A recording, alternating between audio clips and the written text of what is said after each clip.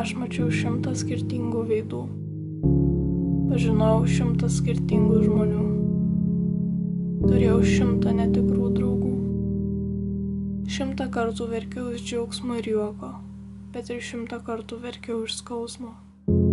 100 kartų susimoviau ir norėjau atsukti laiką atgal. 100 kartų susitaikiau su padarytom klaidom ir 100 kartų pasimokiau iš savo klaidų. 100 kartų melavau ir 100 kartų pasakiau tiesą. 100 kartų išdaviau savo draugą ir 100 kartų prisiėmiau kaltę už jį. 100 kartų kažką įskaudinau ir 100 kartų kažkam padėjau pasijusti geriau. 100 kartų pykau ant kitų ir 100 kartų atsiprašinėjau. 100 kartų išėjau nieko nesakęs ir palikau tave vieną. Ir 100 kartų negalėjau išeiti ir palikti tavęs vieno.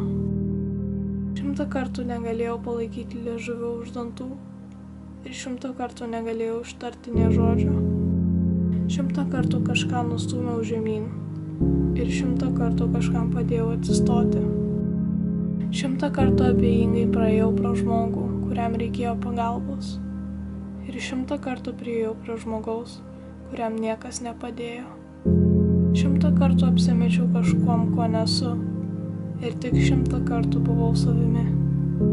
Yra dar 100 dalykų, kurių čia nėra, bet net ir tas 100 kartas nebuvo paskutinis.